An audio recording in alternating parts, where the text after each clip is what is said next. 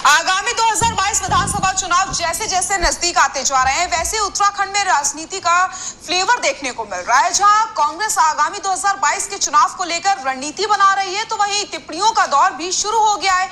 आज पंजाब में नवजोत सिंह सिद्धू ने इस्तीफा दे दिया। इसी बीच हमारे संवाददाता उवैस सिद्दीकी ने खास बातचीत की एआईसीसी के सदस्य सुमित हृदयेश से। 2022 में होने वाले विधानसभा चुनाव की सरगर्मियां तेज होने लगी हैं। इसी बीच भारतीय जनता पार्टी में भी काफ़ी हलचल हो रही है, तो वहीं दूसरी तरफ कांग्रेस में भी काफ़ी हलचल हो रही है। आज पंजाब में कैप्टन अमरिंदर सिंह के हटने के बाद आज नवजोत सिंह सिद्धू ने इस्तीफा पेश किया। इसी बीच हमारे साथ में एआईसीसी के सदस्य व पीसीसी सदस्य, उत्तराखंड कांग्रेस कमेटी के सदस्य सुमित हृदयेश सीधे मौजूद हैं। सीधी बात करने की कोशिश करेंगे। सुमित जी, आज पंजाब में नवजोत सिंह सिद्धू ने इस्तीफा दिया है, किस तरह से देखते हैं? जी, हैरत अंगेज कृत्य है ये। इस पे राजनीतिक तौर से एक विश्वास नहीं हो रहा है कि ऐसा कैसे होने दिया गया है। और इस्तीफा देके राहुल जी और सोनिया जी और प्रियंका जी ने जो भरोसा जताया था सिद्धू जी पे, और जो सारे कृत्य हुए हैं कि कैप्टन साहब हटे और हमारे चन्नी जी बने, उसके बाद एकदम इस्तीफा दे देना समझ के परे है। तो इसलिए इसमें तो मनोवैज्ञानिकों से लेके राजनीतिक विशेषज्ञों को सबको आपको एंगेज करना पड़ेगा और जो विश्लेषण लेना पड़ेगा और समझना पड़ेगा कि ये इस्तीफा, ये हैरत अंगेज कृत्य कैसे हुआ है। अच्छा सुमित जी, उत्तराखंड में बात करें, जो कांग्रेस से भारतीय जनता पार्टी में कुछ विधायक गए थे, उनकी फिर घर वापसी की बात चल रही है। नहीं, देखिए, ये मसला तो लगातार सुनाई दे ही रहा है और ये तो देखिए जैसा हाईकमान तय करेगा, क्योंकि देखिए कांग्रेस के दरवाजे खुले रहते हैं। कांग्रेस एक बड़ा घर है, बड़ी सोच की पार्टी है। तो अगर हाईकमान की अनुमति होगी तो अवश्य जिन लोग को वापस आना होगा, ये सब हाईकमान के मसले हैं। तो इसलिए हाईकमान का जो निर्णय होगा सबको स्वागत करना पड़ेगा उसे। जी, 2022 का चुनाव बहुत ज़्यादा नज़दीक है।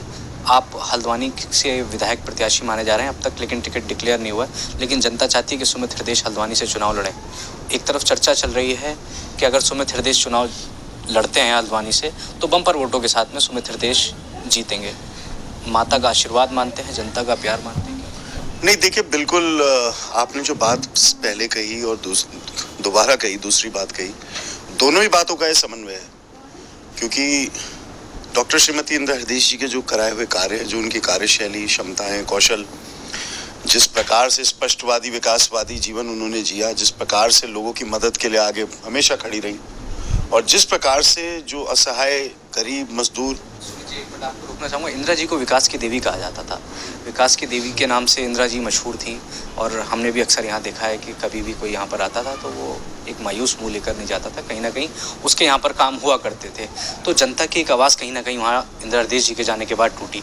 वो उस आवाज़ को सुमित जी कहाँ तक पूरा कर पा रहे हैं? जो अमूमन हर दिन की जो समस्याएं हैं, जिसके लिए लोग पहले आते थे, आज भी आप अगर आएंगे 11 बजे से 1 बजे का समय आप देखेंगे, यहाँ तो खचाखच लोग भरे रहते, अपनी समस्याएं बताते रहते हैं।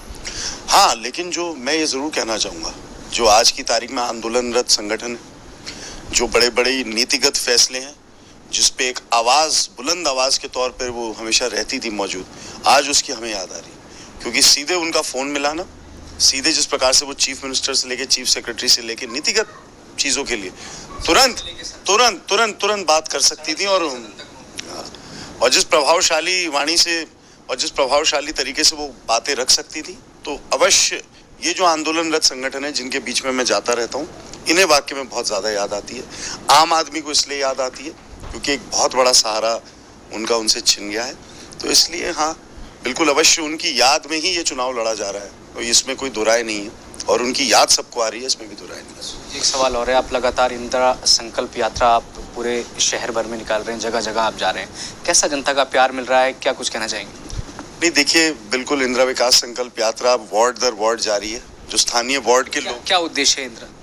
नहीं, इसका उद्देश्य यही है कि हमने एक छोटा सा पत्र भी बनाया है, जिसमें हमने जनता को आश्वस्त करा है कि आज इंदिरा जी हमारे बीच में नहीं रही हैं, लेकिन जो उनके लोग हैं मजबूती के साथ खड़े हैं आपके साथ, और साथ ही साथ जो विकास की सोच है, विकास की बात है, विकास का परिचय है, और हल्द्वानी जिस विकास की गूंज, जिस हल्द्वानी में गूंजती थी, उस आवाज़ को कभी दबने नहीं दिया जाएगा। तो विकासशील एक हल्द्वानी की सोच जो रही है, विकास के प्रति जो एक संजीदगी हल्द्वानी में रही है, वो विकास को हम आगे बढ़ाएंगे, उनके कार्यों को हम आगे बढ़ाएंगे। तो ये संकल्प हम लेते हैं हर जगह जाके, और इसका बहुत आशीर्वाद मिल रहा है लोगों का, इसलिए खुशनसीबी है मेरी।